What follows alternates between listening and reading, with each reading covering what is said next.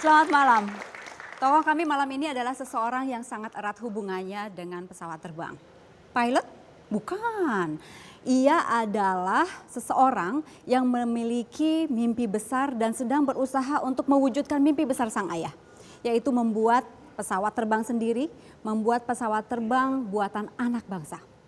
Pasti sudah tahu. Bapak Ilham Akbar Habibie.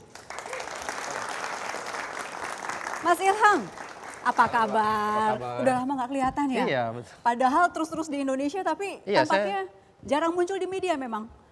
Iya, tergantung dengan musimnya kayaknya. Tergantung. Oke Iya. Mas Ilham, lagi sibuk banget ya? Baru Iya. sekarang punya waktu. Sibuk apa sehari-hari Mas? Banyak kan memang sibuk ini, tapi juga ada hal-hal yang lain yang saya kerjakan. Ya. Ada waktu target untuk segera mewujudkan R80 ini?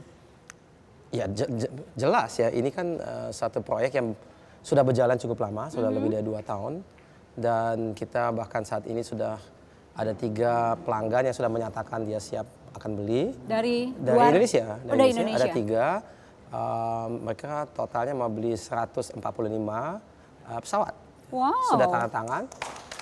Tapi masih MOU ya, masih MOU. Oke. Masih MOU. Oke. Ya. Masih MOU. Ya. Sebelum lebih jauh, saya Ya. ingin memperlihatkan profil Ilham Akbar Habibie dulu Oke. kepada para pemirsa berikut ini. Ya.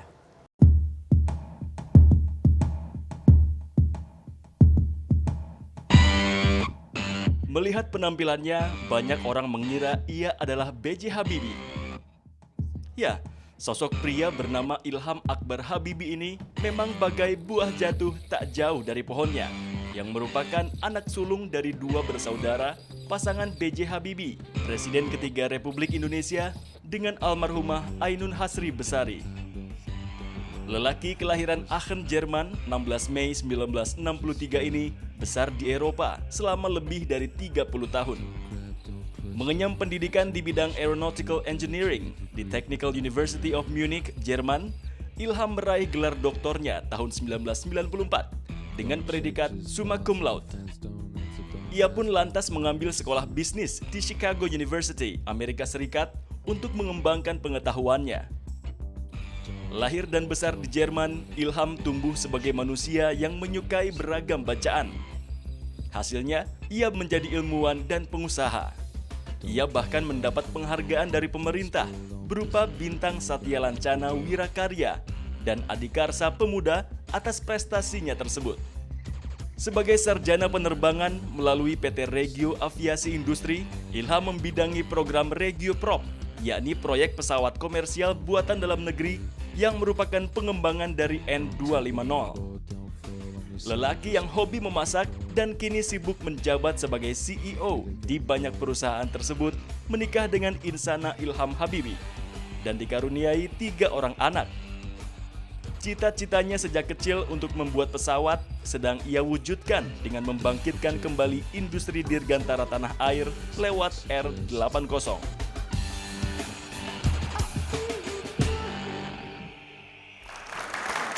Jadi di segmen ini saya akan lebih banyak bahas mengenai kekinian Bang Ilham. Ya. Kalau tadi sibuk dengan R80 begitu dan sudah ada cukup banyak yang pesan berapa ratus? 145.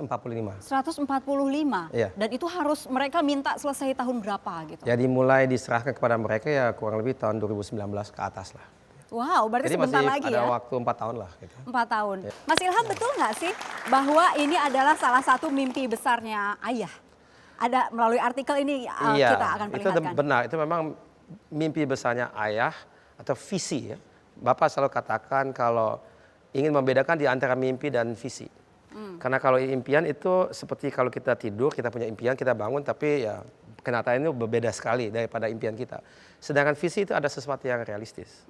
Dan kalau saya boleh juga sebut dalam hal ini, sebetulnya visinya Bapak itu bukan bermula di Bapak, tapi dengan Bung Karno.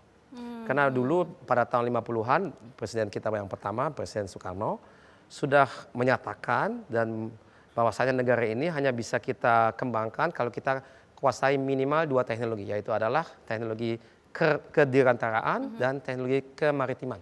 Oke. Jadi banyak sekali beasiswa yang dikirim keluar, diantaranya Bapak, biarpun Bapak tidak terima beasiswa, akhirnya karena itu cerita lain ya. Tapi hanya di 2 bidang itu. Jadi mesti menjadi insinyur teknik kelautan atau teknik kedirgantaraan. Kedirgantaraan. Betul. Karena justru itulah yang dibutuhkan oleh Itu Indonesia. sangat diperlukan untuk kita. Kita lihat artikel berikutnya. Ini pesawat R80 rancangan Habibie mengudara 2019. Confirm ya Mas ya? Confirm. Mudah-mudahan tidak mundur. Insya Allah. Ada hambatan menuju ke 2019 untuk mewujudkan ini? Kalau hambatan itu selalu ada, banyak ya. Bisa dari segi teknis, bisa dari segi finance, bisa dari segi manajemen. Bukan kita saja yang bisa terlambat. Kita lihat Airbus, Boeing semuanya juga terlambat. Gitu. Jadi itu suatu hal. Tapi tentu saja kita saat ini masih berpegangan kepada tahun 2019.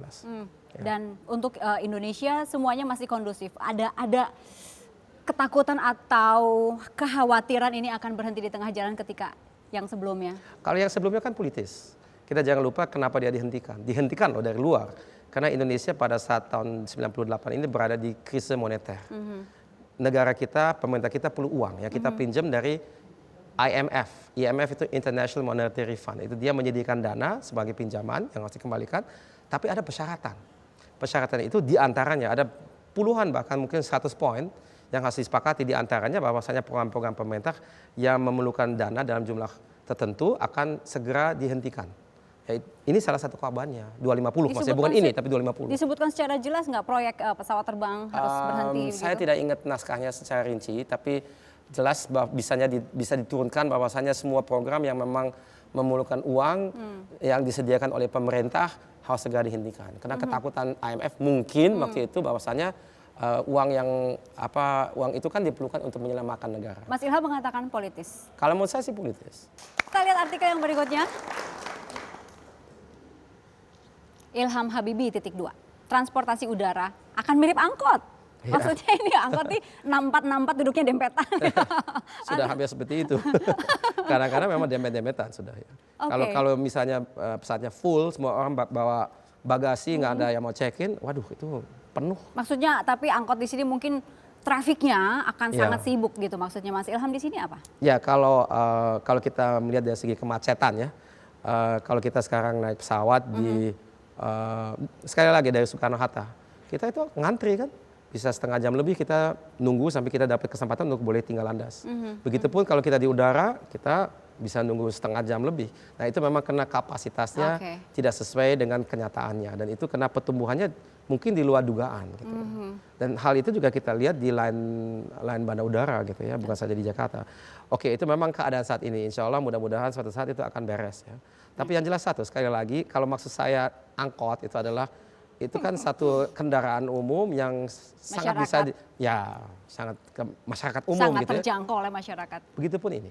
Mas Ilham, ini ditunggu ya R80 Betul. dan juga ini kalau misalnya sudah cukup banyak yang pesan, itu Indonesia luar biasa ya Mas ya menjadi pemproduksi pesawat.